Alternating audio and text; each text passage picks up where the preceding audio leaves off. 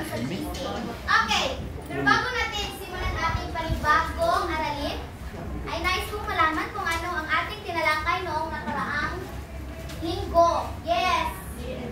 Ang papansang kita. Yes! At ano ang papansang kita?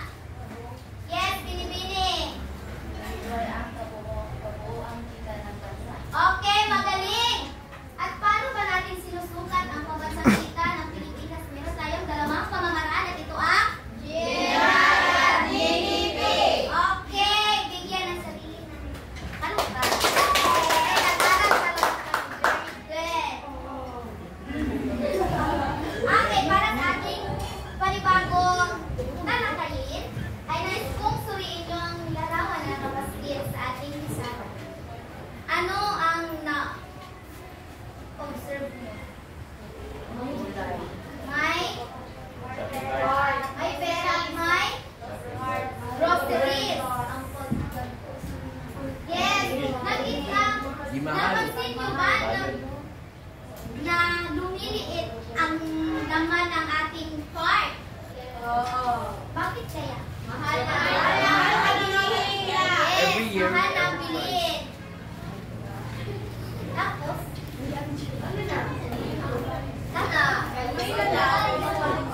okay, sa araw na to, ay aaralin natin ang tungkol sa inflasyon. Okay, basahin ang ating layunin. Again. Layunin. Sa pagtatapos ng araw ito, ang mga pag-aaral ay naasahan. Nag-isa-isa ang bunga at dahilan ng inflasyon. Nakakapagpalata sa kahalagahan ng pag-iingat sa paggastos ng pera sa panahon ng inflasyon at sinagawa ng nakagagawa ay slogan po. Sorry. Slogan, hindi sa pamumuong emosyon. Sorry, emosyon tungkol sa inflasyon. Okay. Base nga sa sinabi ko, pag-aaralan natin ang inflasyon. Kung saan, ito ay ang pagbabago sa presyo ng mga produkto. Ayon sa nakita natin dito, dahil nga sa inflasyon, unti-unti na lumiliit ang laman ng cart dahil tumataas ang presyo ng mga bilihin. Kung dito makikita natin na sa 100, marami tayong mabibili. Sapagkat dito sa 2018, maliit na lang. Kasi ang presyo ng mga bilihin ay tumataas. Naintindihan? Okay, basahin. Ayon sa economic glossary, ang inflasyon ay tumutukoy sa pagtaas ng pangkalahatang presyo ng mga piling produkto na nakapaloob sa basket of goods. Ma'am, ano yung basket of goods? Pag sinabi natin basket of goods, ito yung mga piling produkto na ating ginagamit araw-araw, yung mga kinakailangan natin tulad ng ano? Ha? Sabon? Anong sabon? Bugas. Tulad ng bigas. Ano pa? Dilata. Ano pa? Tubig pa. Yes, tubig. Ano pa? Oh, yun yung mga piling produkto na nakapaloob sa basket of goods. Okay? Naintindihan? Basahin. Ayon naman sa aklat na economics ni Mark Abraham, ang inflasyon ay ang pagtaas ng pagalaw ng presyo at ang deflasyon ay ang pagbaba sa halaga ng presyo at inflation naman ang tawag sa patuloy na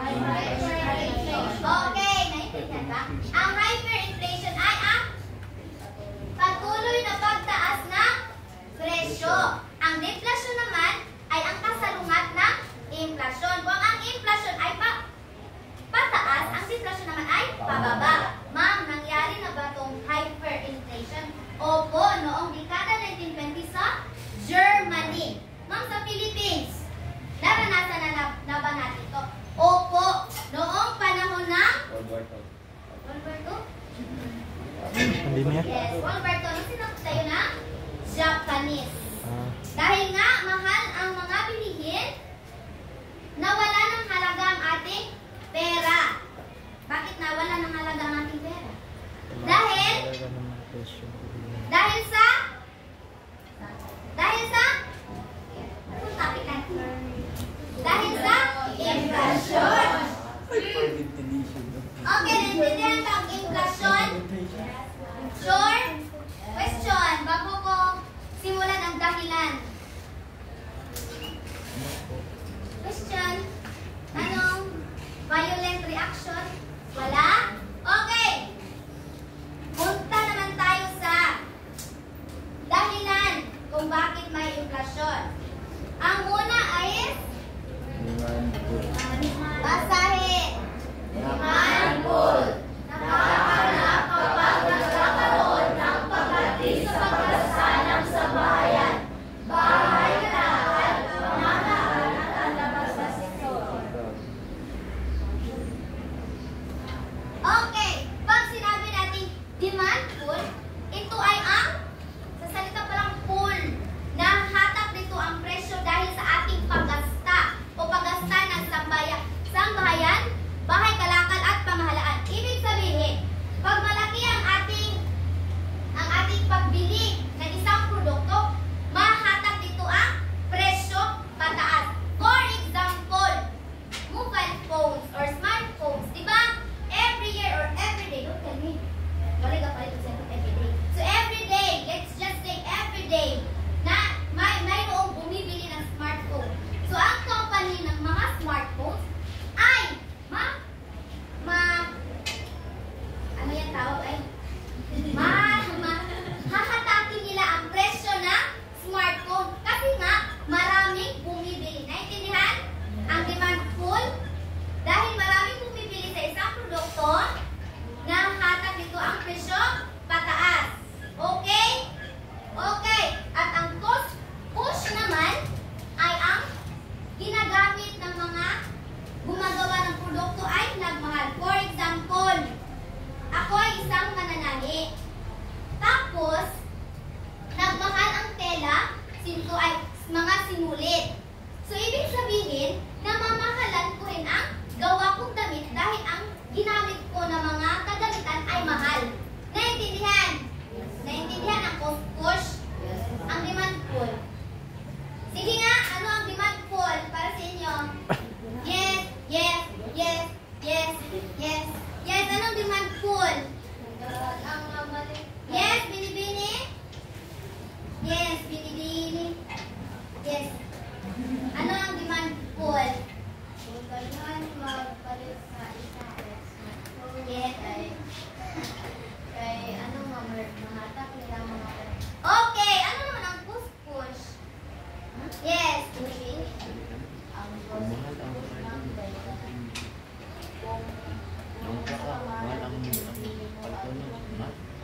Kung gamit para sa produkto nimo kay maupod ang bukod ang imong pagmahal sa imong pagbaligyan. Okay, naintindihan ba? Tanong? Wala? Okay. Okay. Dahilan ay sanhi at bunga ng inflasyon.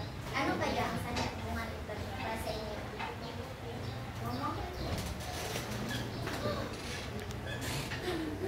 Ang una ay ang pagtaas ng supply. Bakit kaya? Ano kaya ang bunga nito? Bunga. Okay, basahin. Tataas ang demand o ang pagkasa kaya mahatak ang presyo pataas. Okay, para lang itong demand pull. Pag sinabi natin, pag tumaas na ang ating paggasta ng isang produkto, mahatak nito pataas ang presyo. Mga kasalanan ba natin bakit may inflation? Hindi. Ha? Hindi natin kasalanan. Okay, pangalawa. Basahin. Pagre-referensya ay operasyon para sa ilaw ng sangkap. Kapag tumaas ang presyo ng mga materyales na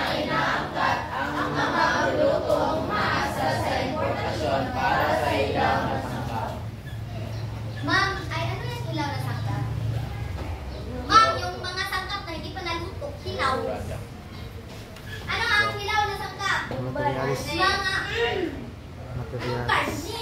Bombay, ma'am. Anong bumbay? Mga materialis na Hindi pa ginagamit sa na- paggawa ng produkto. Okay? Hindi ilaw ha?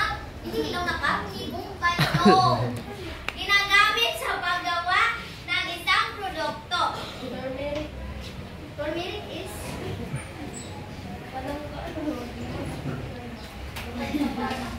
hindi po. Ginagamit mga abaka. Ganyan, okay?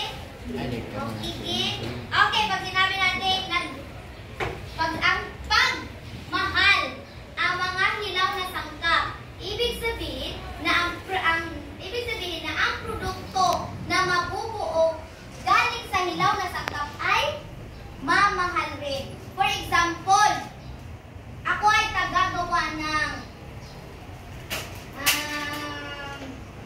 bag. Bag. Ako ay negosyante ng isang bag. Tapos, ang hilaw ng materialis na aking ginawa ay gawa sa balat ng ahas. Tapos, nabili ko ang balat ng ahas na mahal. Ibig sabihin na mahal din ang presyo ng bag pag ibibenta ko ito. Naintindihan? Dahil sa hilaw ng produkto na aking ginamit, mamahal o tataas ang presyo ng isang produkto. Okay? Naintindihan ba? Sure? Okay, ang pangatlo. Basahin. Pagtaas ng palitan ng piso sa dolyar. Okay. Dahil sa kakulangan ng pumapasok na dolyar ay bumababa ang halaga ng peso. Ilan ba ang $1 sa peso? 50. 50? 52. A year? 58. Yes, 56 is around 56 to 58, I think. Diba? See, ang 1 piso natin sa kanila ay ang $1 sa kanila ay 56 or 58 pesos sa atin. Ibig sabihin may inflasyon dahil nawawala ng halaga ang ating peso kasi malaki ang $1 sa kanila. Diba? Pag kinonvert natin ang 100,000, ilan ka ito sa dollar? Diba? Liliit ang halaga ng ating peso. Dahil nga, ang sirkulasyon ng pagpalitan ng peso at dolyar ay mababa. Naintindihan? Okay. Second to the last. Kalagayan ng pagluluwas ng export. Ibig sabihin,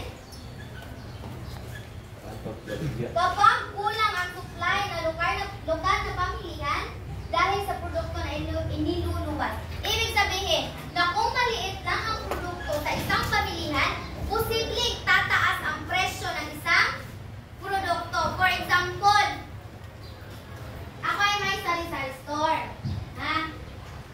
Tapos, ang produkto na mostly na binibili ng mga tao ay kaunti na lang. Tapos, kung siya ba ka ng halinon in vernacular, halinon. Tapos, ako na negosyante, tataasan ko ang presyo. Kasi nga, maliit na ang aking, maliit na ang supply ng aking produkto. So, ibig sabihin, tataasan ko ang produkto, ang presyo ng produkto dahil maliit lang ang supply. Tapos, marami ang bumibili. Naintindihan? Question. Question sa tanong.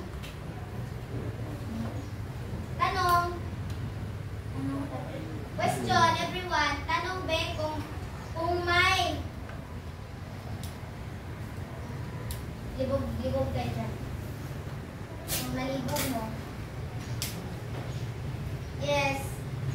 Walang tanong? Walang tanong?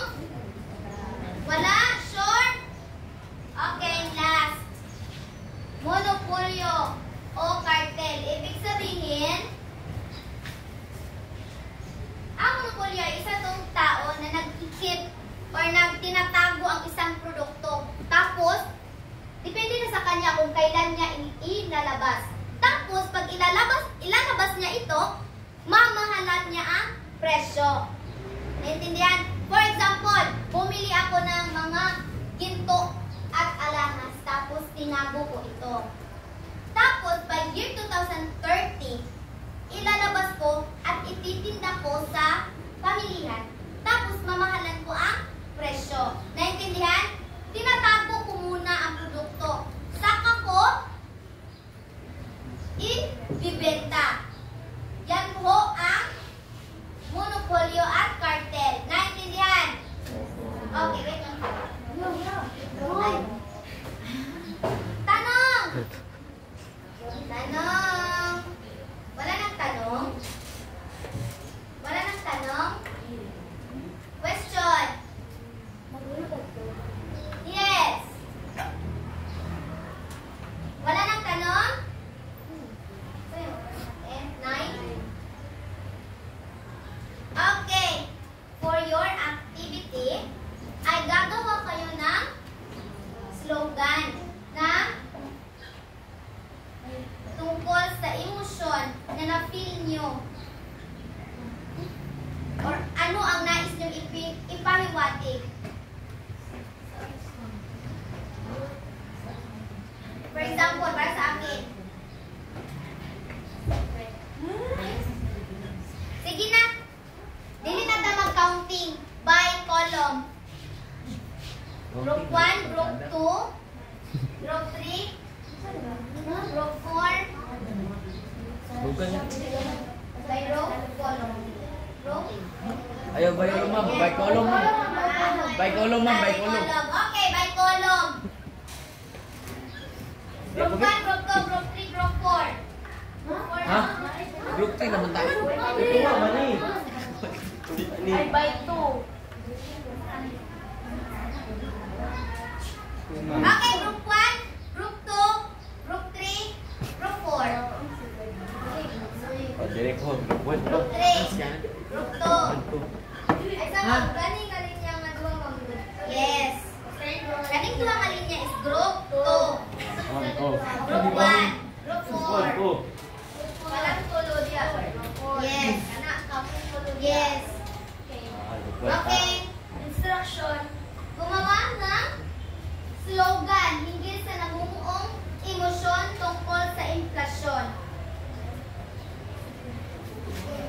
Itigil ang inflasyon. Ay, kanay nervous. Ay, going down. Saan na kayo sa iyo sa karon? Slogan gan eh. On paper. Ha? Wala ko. Manuhul na. Okay, that will serve you as your assignment. Make sure na ma-hit ninyo ang aking expectation. For the pamantayan, listen. For the pamantayan, i-ayan ha. ChatGPT, make slogan about emotion. Okay, pamantayan is kalinawan 25%, originalidad 25%. Original na, dapat original, hindi si ChatGPT ang gumawa. Pagiging nakakaakit-akit, dapat colorful. Since assignment man ito, and will be recorded as performance task, dapat perfect. Okay? Tapos, mensahe. 25 overall, 100%. Yes.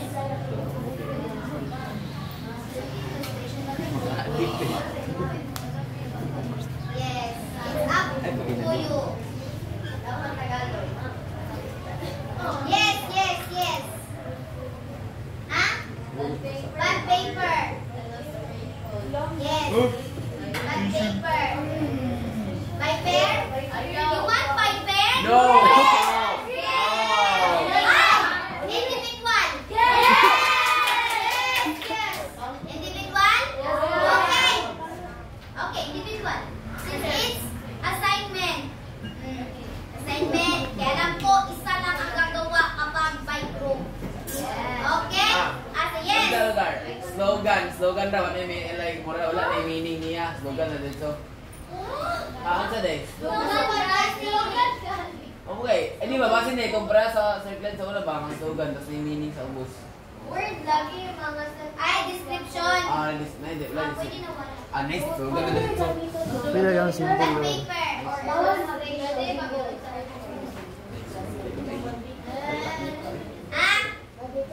Bond paper, depende sa inyo. Yes. Yes. Slogan ako. Okay. That will serve you as your assignment. Okay, get 1/4. Sabi si Magdaga na kaya ka record ng mga niyo ba? Yes. Required na. Required na Ikaw gusto mag-quiz ka mag-long daw. quiz. Required na mag-quiz ka Oy, daw. next week is Gaano? gusto ko Mama ni Susan. two games sana. Hindi lagi na pwede. Required. No. Get 1/4. Kaibigan, sino ba 1/4? Ay, congratulations. Yan, mo like some.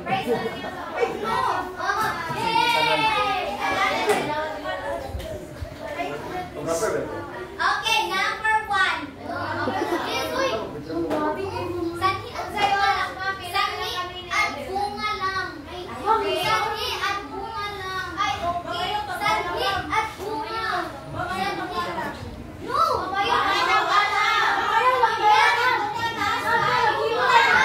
Ayaw nga ka na. Mag-asking bunga po. Bunga? Wala pa. Ito ba ano eh? Bunga at sanhi. Mag-asking bunga. Get 1/4. Hoy kaibigan, sino mo 1/4? Pwede ano naman. Dali siya isang yes.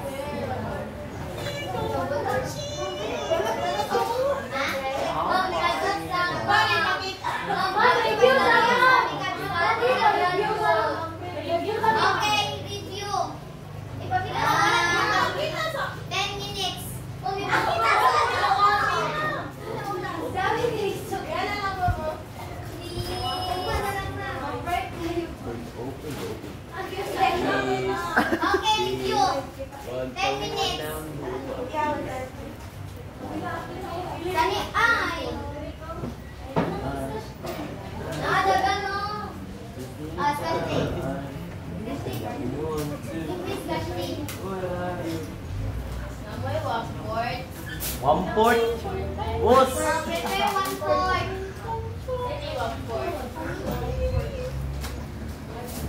Matang 1/4 dito. Uy, 1/4. Hindi, grabe. Okay, review sa bunga. Kinahon, cost, inflation.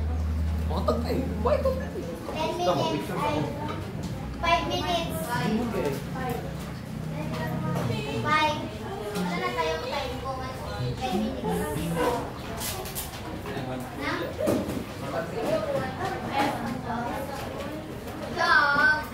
Gabi na eh. Number 1.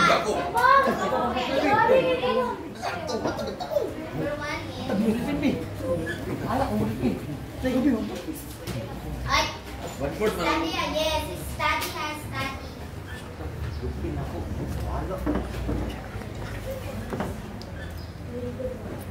Pagasta, pagpahit. Ang gasto.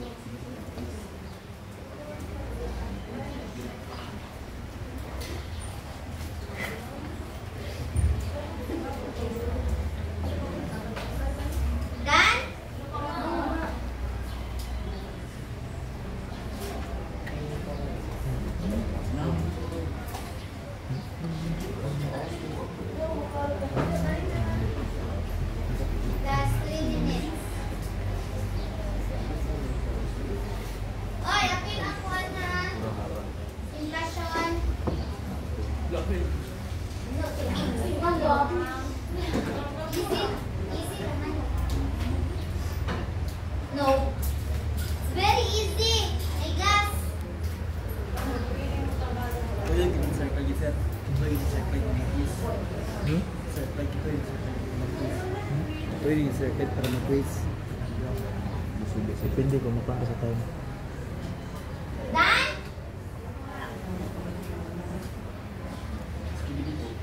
Lang ma-memorize sa alam mo.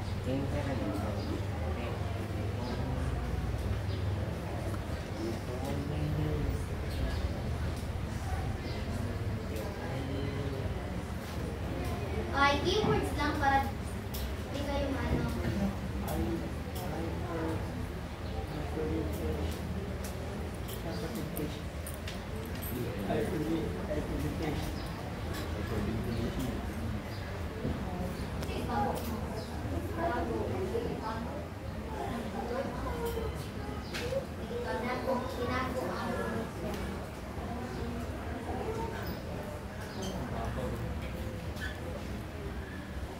I'll be giving example.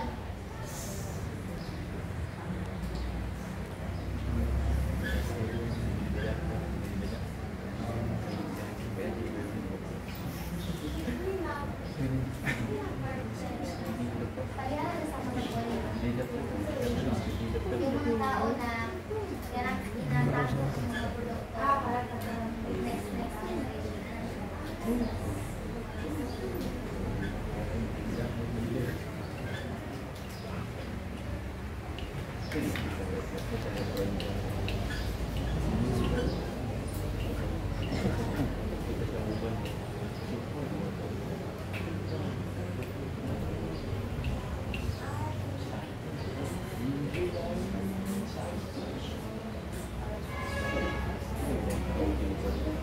Done?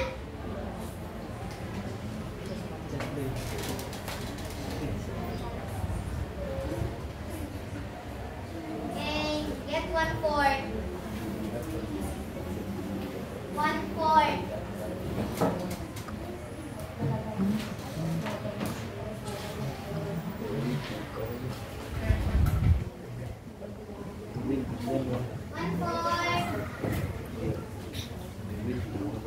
Ready? Number 1.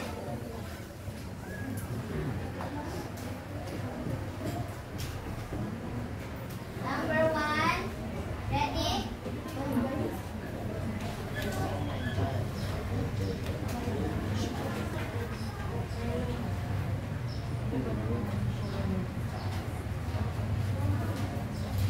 Okay. Number 1. Ito ang patuloy na pagtaas ng presyo. Patuloy na pagtaas ng presyo. Patuloy, ito ang patuloy na pagtaas ng presyo.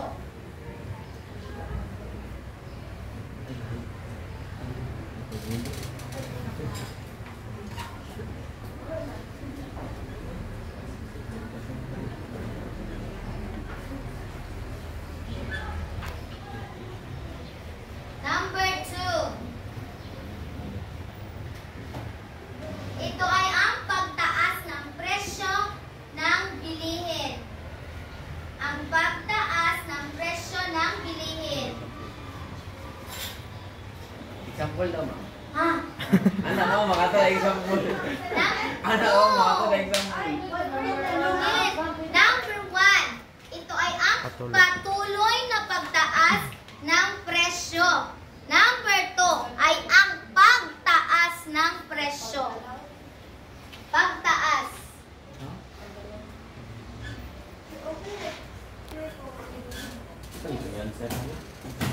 Wrong! Ow. Number 3. Ito ay ang kasalungat ng inflasyon.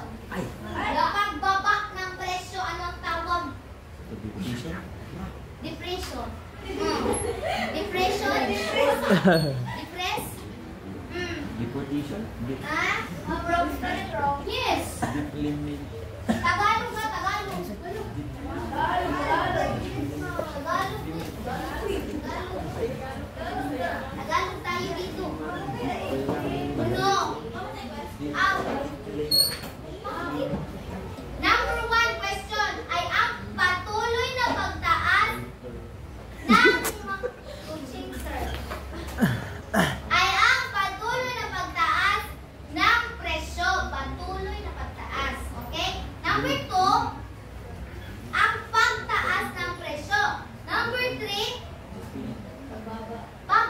ng presyo. Ay! Nakita!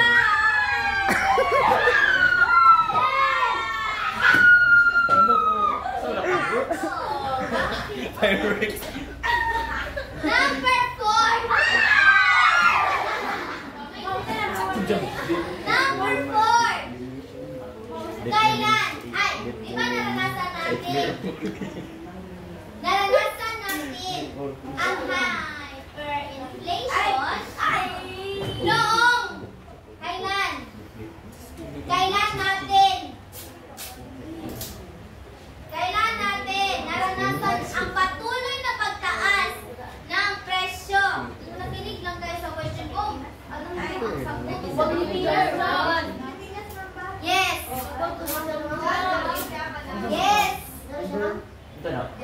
Noong sinalakay tayo ng blank. Sinalakay tayo ng blank. Number. 4. Kasi yun, tayo. Ano ka? Yes. Ay, lugar na lang, lugar. Kung sino Afternoon. Ayaw ko sa'yo mga Okay. Ayun. Oh, yeah. Okay.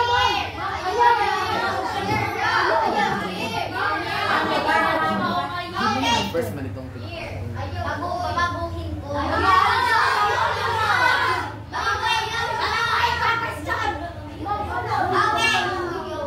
Sige na. So, number 4 is may dalawang answer na ha. Ang una, 4.1. Ang sagot sa 4.1 ay, sino ang nagsalakay sa atin noong may hyperinflation sa Pilipinas? Bakit English lang? Anong English? Lugar! Lugar! Lugar yan, ha? Lugar. Sino? Yes. Anong lugar? Sino? Ay! Nag-election daw kanina! 4.2. 4.1 mga. 4.1 dyan. Iyo. Lugar ha, lugar. Noong sinalakay tayo ng blank, ay naranasan natin ang patuloy na pagtaas ng presyo. 4. Okay, 4. Okay, 4 only. Number 5. Ma'am, unsay question na number 4, ma'am? Number 4. No, isa lang para hindi kayo mali. Number 4. Noong sinalakay tayo ng blank, ay naranasan natin ang patuloy na pagtaas ng presyo. Noong sinalakay tayo ng blank noong World War II, yes, it's a country. Tagalog yun, ma'am? Pwede English. Pwede na mga okay? Number 5 na, ma'am? Number 4. Okay, number 5. Ang number 5 is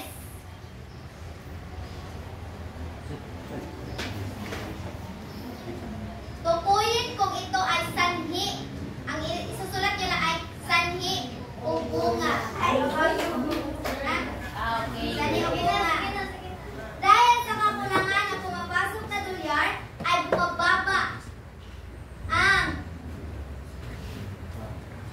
halaga ng peso. Sanhi o bunga. It's number 5. Dahil sa kakulangan. Dahil sa kakulangan na pumapasok na na dolyar, ay bumababa ang halaga ng peso. Sanhi o bunga. Number 6.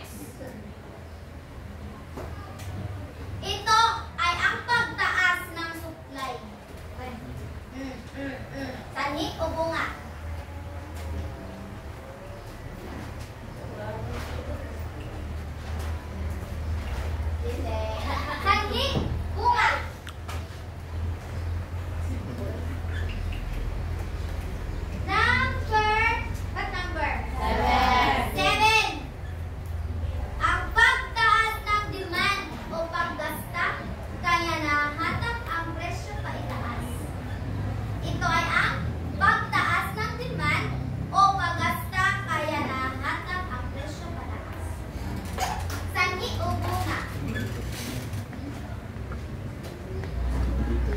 Number 8.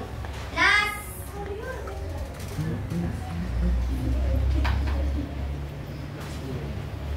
Number 8.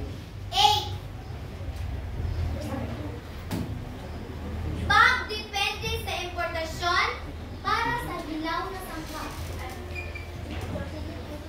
Pagdepende sa importasyon para sa hilaw na sangkap. Number 9. Number 9. Kapag kulang ang supply sa lokal na pamilihan dahil sa produkto na iniluluwas, sanhi o bunga. Last number. Number 10. Kapag tumaas ang presyo ng mga materyales na inaangkat, ang mga produktong umaasa sa importasyon para sa hilaw na sangkap ay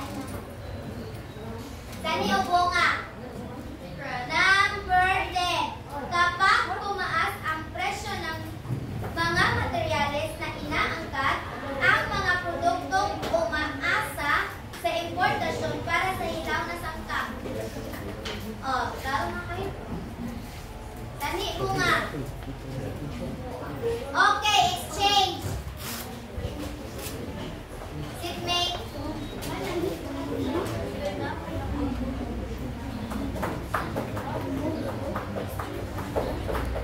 Number 1. Wait lang, ma'am. Answer. Hyperinflation. Ay, ma'am, kuha na mo, ma'am. Hyper, tas Okay, pass. I will be the one. Pass different.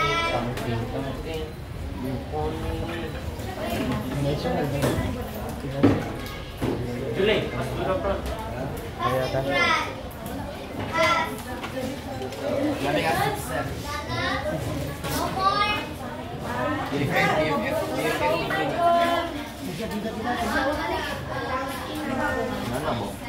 Yes. No more 1/4. No more. No more. Good.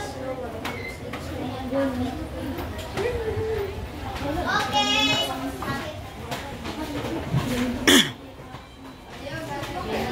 Dan, mana na?